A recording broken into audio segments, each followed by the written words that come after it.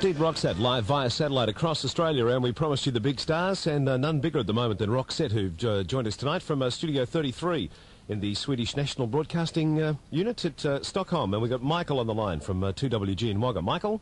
How long did it take you to record Look Sharp? I can't remember. I think it took like 4 months or something, 3 or 4 months. It was not too bad. We're in the middle of recording a new one right now, and it takes a little bit more time. It was quite fast. And I think we recorded 13 or 14 songs, and we kept all of them, so it was quite fast. I think it took a year to, from the beginning, when we start writing the songs. Oh yeah, I think that takes the most of the time goes to writing. Yes. Yeah, that's true. This new album that you're working on at the moment, you started that back when, earlier this year? Yeah, we started in the end of January, so we've been busy all year long. Right, so from the start of the album through to when we're actually going to see it will be about a year. Yeah, exactly. Yes. All right, and,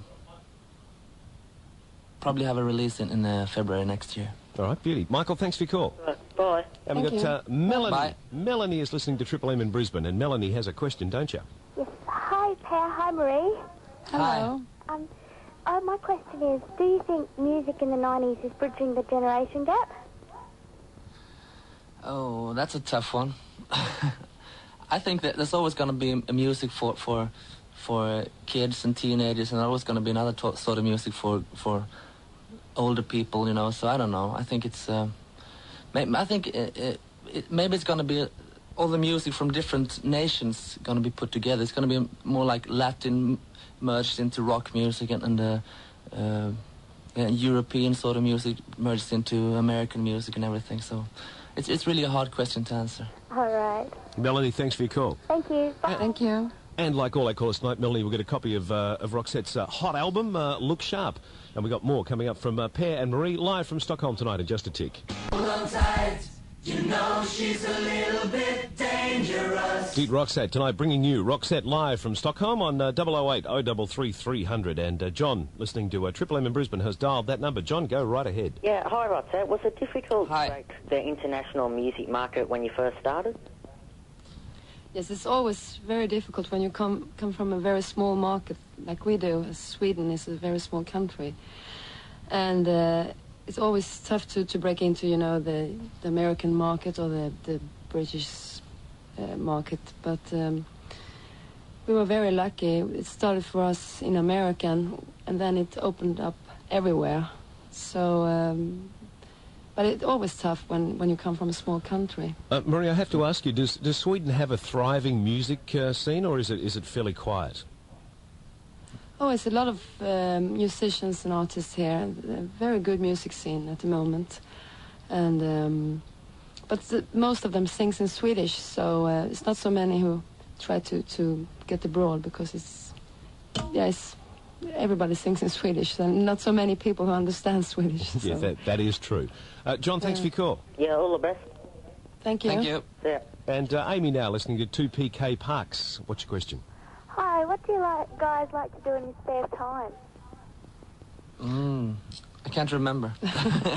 Play tennis. Most of the time goes to write new songs, and work doing demos and everything, you know.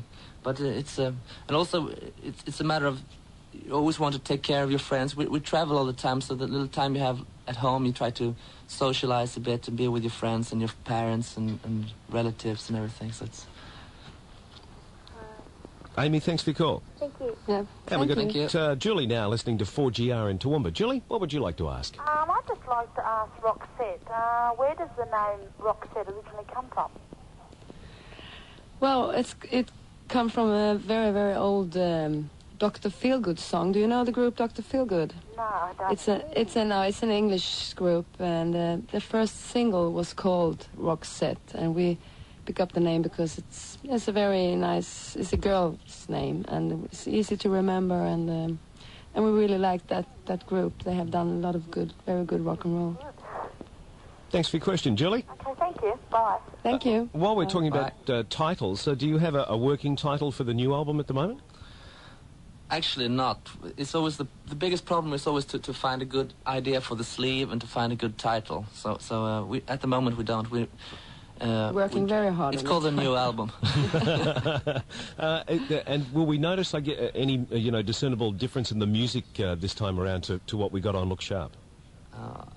I don't think so. Maybe. We're going to tour a lot with the new album, and I think we thought about that. We think about that all the time when we do the arrangements. So it's basically a little bit more guitars than techno, because it's easier to perform with a lot of guitars and having all these sequences around. Right, slightly more aggressive? A little bit, yes, I think so. Back to the roots a little bit. All right, well, let's have a listen to a track from the album that we do have at the moment. That, of course, is Look Sharp. This is Roxette with Paint.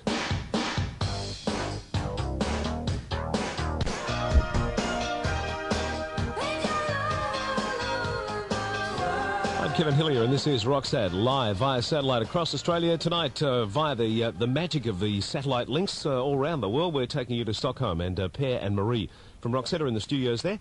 Matthew's at home listening to 8HA and has got a question for you, Per and Marie. Okay. You took part in the Pretty Woman soundtrack. Do you have any ambitions to act yourselves? Well, Marie, you always talk about that. Well, I don't know, really. I really love theater and movies, and when I was a little bit younger, I was working in an amateur theater.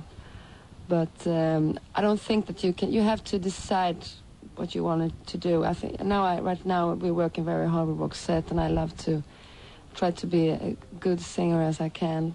And I think it's very difficult to do a lot of different things, because in the end you everything splits up, and but maybe in 10 years, maybe they want an old lady. I can take that part, that kind of parts.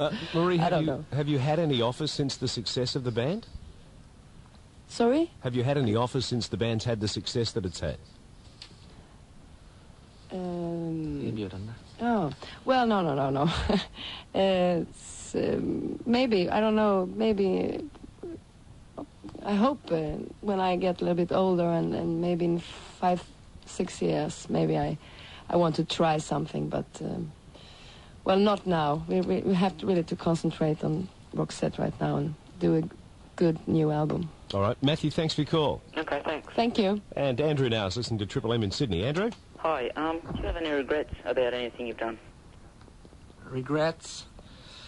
No, not so far. I mean, there's always so many decisions to be made, and but so far so good. It's always hard to know, to do the right thing. I mean, to know when to tour and to say no to a lot of offers and to do commercial stuff, and but it's so far so good. So it's fine.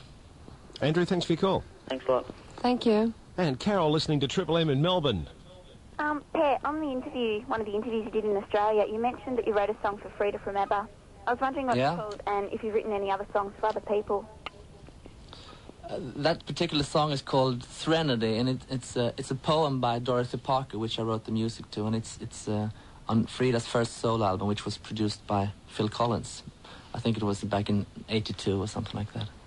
And other artists, I've written to a lot of people in Sweden. I think 30-40 different artists. So everyone who sings my songs here in Sweden. I've been doing that for many years, so it's nice. How about expanding that into the rest of the world?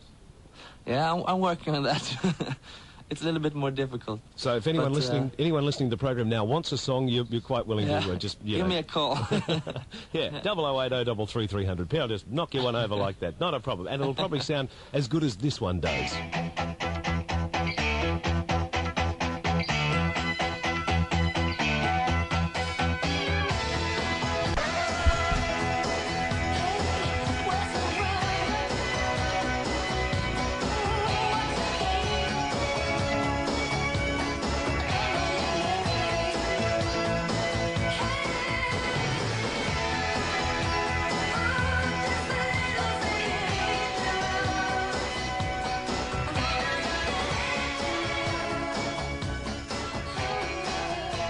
Per and Marie from Roxette are our special guest tonight, live from Stockholm. And I've got to ask you, you're enjoying unbelievable success at the moment, right around the world. I mean, it's staggering the success you're having.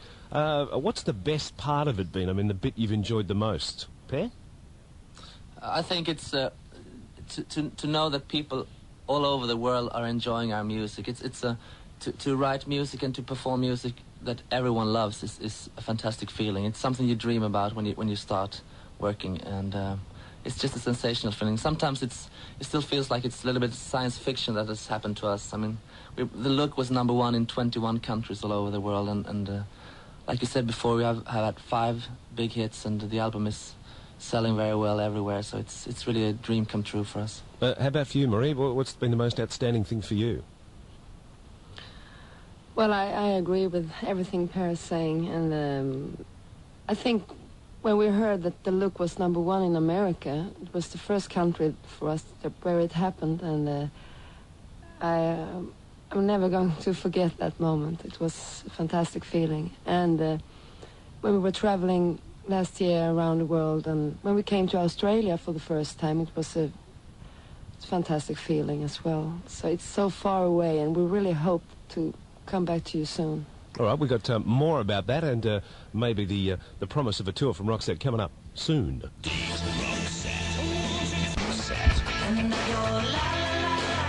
From Studio 33 of the Swedish National Radio in Stockholm, Per and Marie from Roxette are our guests tonight. With the success that you've had all around the world, has there been any pressure for you guys to move out of Sweden and make your base, say, either in America or England or somewhere else? Yeah, everyone. When we started working on the new album, everyone said, hey, you have to go to Los Angeles and work with American producers and American musicians. But we didn't want to do that. We wanted to develop our own sound and work with our Swedish musicians and our Swedish producer. I think it's if there's any secret for our success, it's probably because it's very for us it's a very secure situation to work with the Swedish people and people that we know and an environment that we know. So. We want to stay here, work here. Right, and live there as well? Yes, I think it's very important to, when you travel so much as we do, and when you have some time off, and when you go back home, and it's very important to meet your friends and your family, and so I really love Stockholm. It's a beautiful city, and so I want to stay here, and especially in the summertime here is very, very nice. And Sweden, the whole country is a very beautiful country. So it's nice you feel safe here, and that's nice. All right, well, listen, thank you very much for your time tonight on Roxette. Oh, it's a pleasure. Thank you. And congratulations on the success of the record. We hope there's many more to come for Roxette. Thank you. Thank you very, very much. Thanks, Per. Thanks, Marie. Thanks.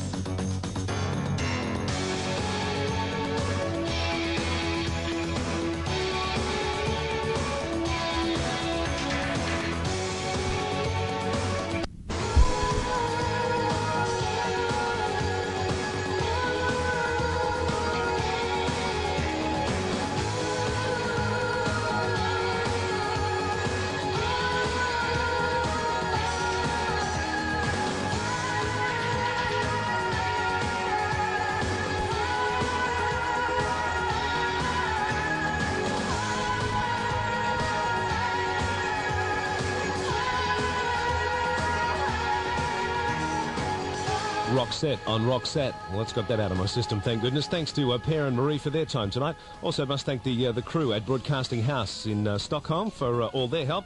Also to the Siebel Townhouse, to Arnsat for the satellite, and of course to the hard-working, diligent and surprisingly sober team at MCM Networking. Next week we link you tonight. And we'll talk to them right after we hear the hit. I always say Austria.